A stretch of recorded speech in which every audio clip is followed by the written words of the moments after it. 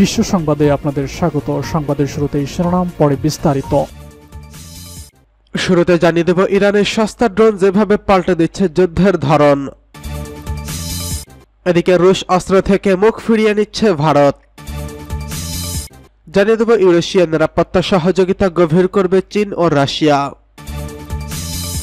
সর্বশেষ জানিয়ে দেব ইসরায়েলে পণ্য রফতানিতে তুরস্কের নিষেধাজ্ঞা। ইরানের সস্তা ড্রোন যেভাবে পাল্টে দিচ্ছে যুদ্ধের ধরন। মধ্যপ্রাচ্যে বিভিন্ন মার্কিন ঘাঁটিতে 7 অক্টোবর থেকে এই পর্যন্ত অন্তত 165টি হামলা হয়েছে। এতে বিপুল সংখ্যক হামলার ঘটনা কোনো না কোনো ড্রোন প্রতিরক্ষা ব্যবস্থাকে ফাঁকি দিতে সক্ষম হবে, এমনটি প্রায় অনিবার্য ছিল। অবশেষে সেই গত সপ্তাহে তাই ঘটেছে। বলা হচ্ছে গত সপ্তাহে প্রথমবারের মতো মধ্যপ্রাচ্যে শত্রুর ড্রোন হামলার মার্কিন সেনা নিহত হয়েছেন। সিরিয়ার জর্দান সীমান্তে এক মার্কিন ঘাঁটিতে এই ড্রোন হামলায় 3 সেনা নিহত হন এবং অন্তত 80 জন আহত হয়েছেন। খুব কম সময় মানুষ জানত যে টাওয়ার 22 নামে ওই স্থাপনাগুলো আসলে একটি মার্কিন ঘাঁটি ছিল। মার্কিন বিমান প্রতিরক্ষা দপ্তর পেন্টাগন জানিয়েছেন ইরাকের ইরানপন্থী গোষ্ঠী কাতাইব হিজবুল্লাহ এই হামলার সঙ্গে জড়িত। তবে মার্কিন প্রেসিডেন্ট জো বাইডেন সরাসরি এই হামলায় অস্ত্র সরবরাহের জন্য তেহরানকে দায়ী করছেন। তিনি বলছেন জঙ্গি গোষ্ঠীর কাছে অস্ত্র সরবরাহ করছে তেহরান। মূলত এই ড্রোনগুলো দ্রুত গতির কোণ এবং তুলনামূলক সস্তা, যা যুদ্ধের ধরন পাল্টে দিচ্ছে। ইন্টারন্যাশনাল ইনস্টিটিউট ফর স্ট্র্যাটেজিক স্টাডিজের মধ্যপ্রাচ্যের অস্ত্র বিশেষজ্ঞ ফ্যাবিয়ান হিন্স বলছেন 1990-এর দশকে কাতাইব হিজবুল্লাহর মতো মিলিশিয়া গোষ্ঠীগুলো মার্কিন ঘাঁটি লক্ষ্য করে রকেট হামলা চালাতে পারত, কিন্তু এখন তারা ছোট ছোট ড্রোন দিয়েও বড় ধরনের ক্ষতি করতে পারে। এমনকি এখন সবচেয়ে ছোট ড্রোনগুলো দীর্ঘ পাল্লার দূরত্ব পাড়ি দিয়ে সুনির্দিষ্টভাবে আঘাত হানতে পারে। টাওয়ার 22 একটি কোয়ার্টারে যে ড্রোনটি আঘাত এনেছিল সেটি সঠিক মডেলটি জানা যায়নি। তবে মার্কিন কর্মকর্তারা জানিয়েছেন এটি এক ধরনের শাহেদ ড্রোন হতে পারে। যদিও তাদের অনুমান সঠিক হয় তাহলে সম্ভবত এই ছোট শাহেদ ড্রোন এবং 101 বা ডেল্টা উইং শাহেদ 131 হতে পারে। ধারণা করা হচ্ছে এই দুই ধরনের ড্রোন কাতাইব হিজবুল্লাহর অস্ত্রাগারে মজুদ রয়েছে। হিন্স বলছে এই ধরনের ড্রোনগুলো আনুমানিক রেঞ্জ কমপক্ষে 700 কিলোমিটার অর্থাৎ 434 মাইল। এগুলোর নির্মাণ খরচও কম, $20,000 বা তার চেয়ে একটু বেশি। মার্কিন বিশেষজ্ঞদের মতে ড্রোনটির ডিজাইন এবং সম্ভাব্য নির্মাতা প্রতিষ্ঠান Shahed aviation industries research centre ইরানি। এই সংস্থাটি দেশটির ইসলামী বিপ্লবী গার্ড কর্পোরেশনের আওতাধীন এবং 5 বছর ধরে প্রতিষ্ঠানটির এসব ড্রোন তৈরির চেষ্টা করে যাচ্ছে। ইরানের কূটনৈতিক উচ্চাকাঙ্ক্ষা, ধারাবাহিকভাবে সংঘাত ও অভিনব প্রযুক্তি উদ্ভাবনের তাগাদা থেকে এই ড্রোন নির্মাণ করা হয়েছে। 1980-র দশকে ইরান ইরাকের যুদ্ধের সময় অত্যাধুনিক পশ্চিমা প্রযুক্তির ইরানের কাছে কিছু ছিল না। তখন থেকে অত্যাধুনিক ড্রোন বা অস্ত্র ক্রয় করা বা তৈরি করার চেষ্টা করেছে ইরান। কিন্তু 2019 সালের সেপ্টেম্বরে সৌদি আরবের 2টি তেল কারখানা স্থাপনায় একটি অভিনব ড্রোন ও ক্ষেপণাস্ত্র আঘাত হানে। এতে বিশ্বের তেল সরবরাহ সাময়িকভাবে কমে যায় 5%। এই হামলায় ইরানের অস্ত্র নির্মাণে উলফাঙ্গনের ইঙ্গিত দেয়। এ সময় ইয়েমেনের সঙ্গে গৃহযুদ্ধে জড়িয়ে পড়ে সৌদি আরব। ইরানের মিত্র হুতি বিদ্রোহীদের বিরুদ্ধে লড়াই করে রিয়াদ। সৌদি আরবের বেশিরভাগ ড্রোন ও ক্ষেপণাস্ত্র হামলার দায় স্বীকার করেছিল হুতিরা, কিন্তু সৌদি আরব বলেছিল ডেল্টা উইংসের ধরনের যেসব ড্রোন দিয়ে হামলা চালানো হয়েছে সেগুলো ইরানের এবং ওই ড্রোনগুলো পরবর্তীতে শাহেদ 131 হিসেবে চিহ্নিত করা হয়েছে। 2021 সালে একই ধরনের ডেল্টা উইং ড্রোন দিয়ে ইসরায়েল মালিকানাধীন তেল ট্যাঙ্কারের হামলা চালানো হয়েছিল। এতে এক ব্রিটিশ নাগরিক সহ 2 জন নিহত হয়েছেন।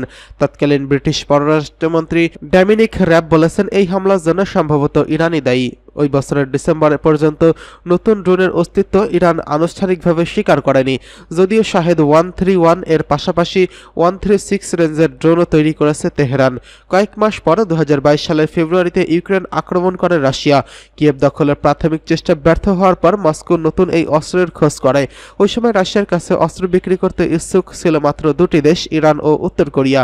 ইরান রাশিয়াকে শাহেদ 136 ড্রোন সরবরাহে রাজি হয় এবং 2022 সালের শরতের যুদ্ধে এই ড্রোনগুলো দেখা গিয়েছিল। এদিকে রুশ অস্ত্র থেকে মুখ ফিরিয়ে নিচ্ছে ভারত। বৃহত্তম অস্ত্র সরবরাহকারী প্রতিষ্ঠান রাশিয়ার কাছ থেকে নিজেদের দূরে সরিয়ে নিচ্ছে ভারত। ইউক্রেন যুদ্ধের কারণে গোলাবারুদ ও সরঞ্জাম সরবরাহের রাশিয়ার সামর্থ্যে ভাটা পড়ার পর এমন ঘটনা এমন পথে হাঁটছে দেশটি। তবে মস্কো চীন ঘনিষ্ঠ হওয়া ঠেকাতে পারেনি, নয়াদিল্লির সতর্কতার সঙ্গে এগোচ্ছে। একাধিক ভারতীয় সূত্রের বরাত দিয়ে ব্রিটিশ বার্তা সংস্থা রয়টার্স এই খবর জানিয়েছেন। ইন্দো প্রশান্ত অঞ্চলে সম্পর্ক শক্তিশালী করতে বিশ্বের বৃহত্তম অস্ত্র রপ্তানিকারক আমদানিকারক দেশ এখন ধীরে ধীরে যুক্তরাষ্ট্র সহ পশ্চিমাদের দিকে ঝুঁকছে। চিরাচরিতভাবে রাশিয়ার প্রতি নির্ভরশীলতা কমিয়ে চীনকে মোকাবিলা করতে চাইছে দক্ষিণ এশীয় এই দেশটি।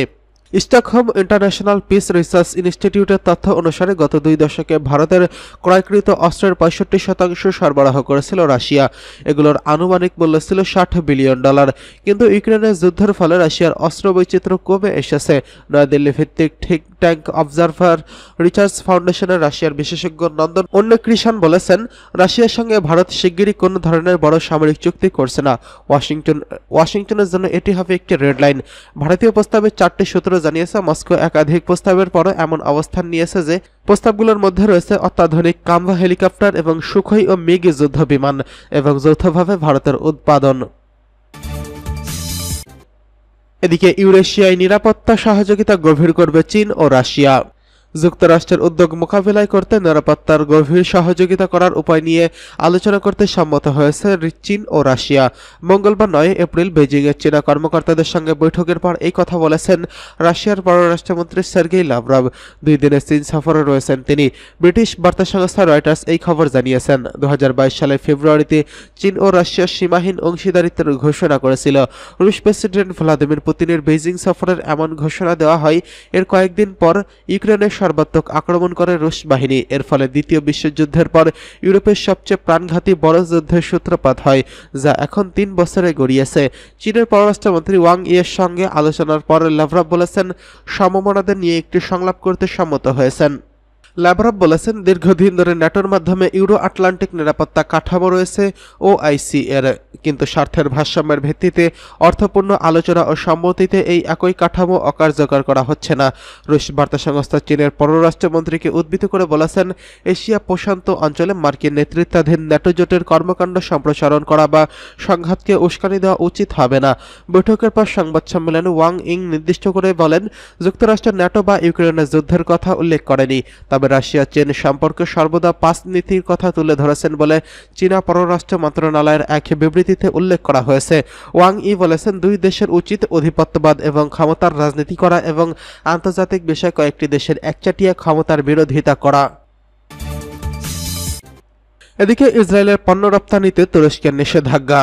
গাজায় যুদ্ধবিরতির আগ পর্যন্ত ইসরায়েলি পণ্য রপ্তানিতে নিষেধাজ্ঞা জারি করেছে তুরস্ক।